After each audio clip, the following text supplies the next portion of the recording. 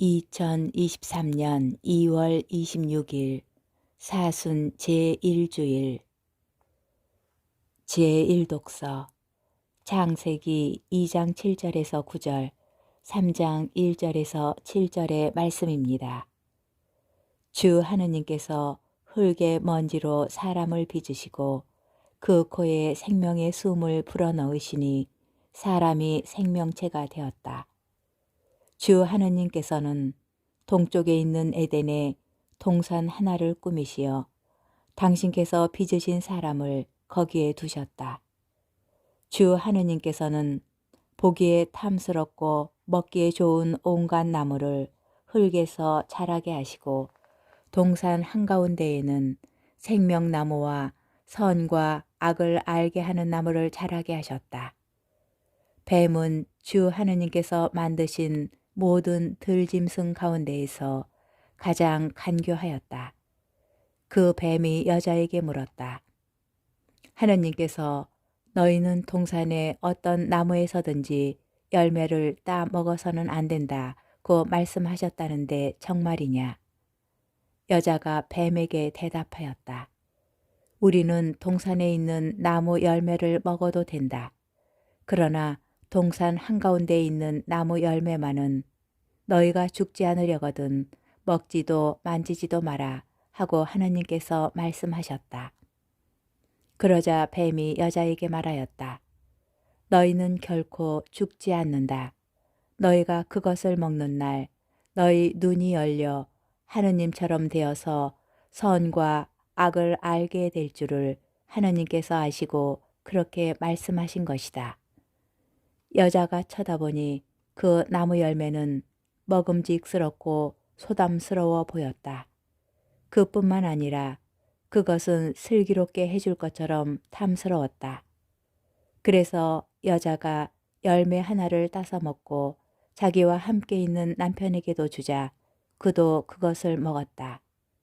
그러자 그 둘은 눈이 열려 자기들이 알몸인 것을 알고 무화과 나무 잎을 엮어서 두렁이를 만들어 입었다. 주님의 말씀입니다. 제2독서 사도 바오로의 로마서 5장 12절에서 19절의 말씀입니다.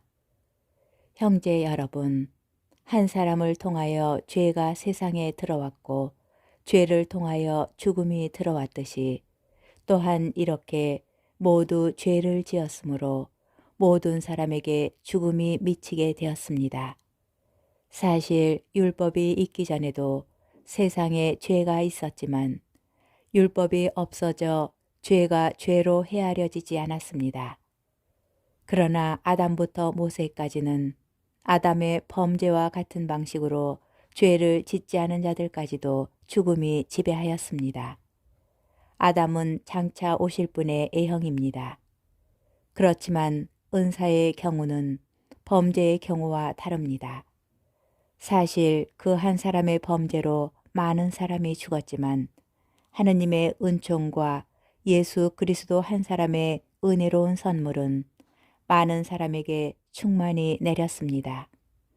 그리고 이 선물의 경우도 그 한 사람이 죄를 지은 경우와는 다릅니다. 한 번의 범죄 뒤에 이루어진 심판은 유죄 판결을 가져왔지만 많은 범죄 뒤에 이루어진 은사는 무죄 선언을 가져왔습니다. 사실 그 한 사람의 범죄로 그 한 사람을 통하여 죽음이 지배하게 되었지만 은총과 의로움의 선물을 충만히 받은 이들은 예수 그리스도 한 분을 통하여 생명을 누리며 지배할 것입니다. 그러므로 한 사람의 범죄로 모든 사람이 유죄 판결을 받았듯이 한 사람의 의로운 행위로 모든 사람이 의롭게 되어 생명을 받습니다.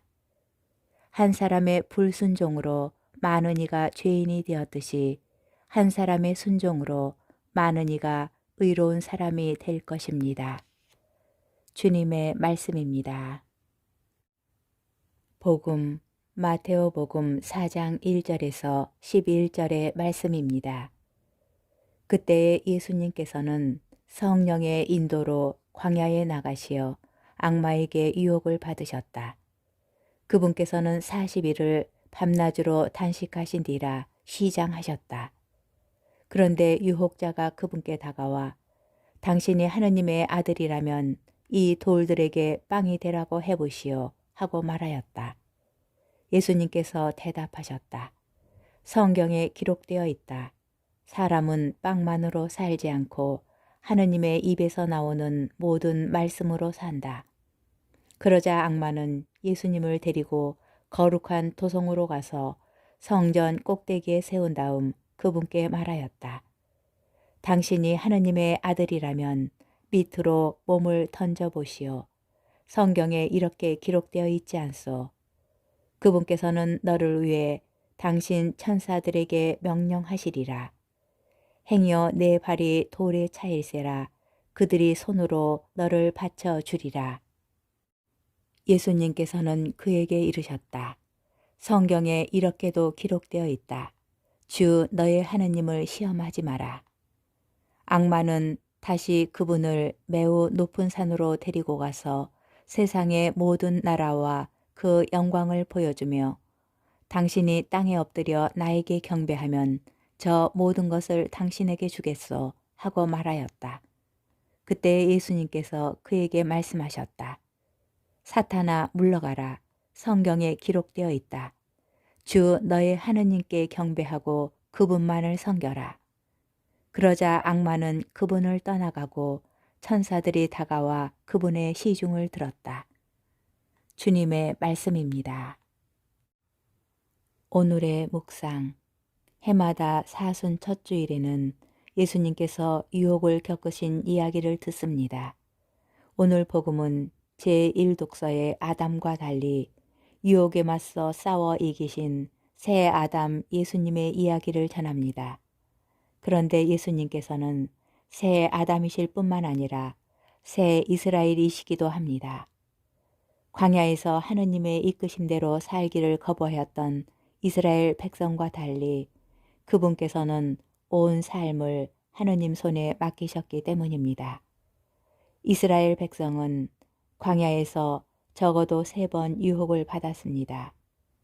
예수님께서 맞닥뜨린 첫 번째 유혹은 돌을 빵이 되게 하라는 것이었습니다. 구약 성경에는 먹는 것과 관련된 단어가 무려 901번 나옵니다. 하느님께서는 먹을 것이 없다고 불평하는 이스라엘 백성에게 하늘에서 비가 내리듯 빵을 내려주십니다. 중요한 것은 만나와 함께 하느님의 말씀도 내린다는 것입니다. 이것은 만나를 곧 재화를 어떻게 활용할 것인가, 또 날마다 주어지는 하느님의 섭리를 얼마나 신뢰하는가의 문제입니다.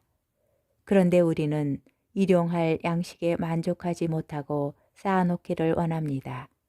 하느님을 끝까지 신뢰하지 못하기 때문입니다. 반면에 주님의 기도는 오늘 우리에게 일용할 양식을 청하도록 요청합니다.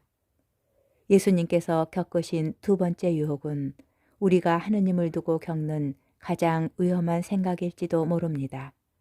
악마는 예수님께 하느님께서 지켜주실 테니 성전 꼭대기에서 뛰어내려 보라고 말합니다.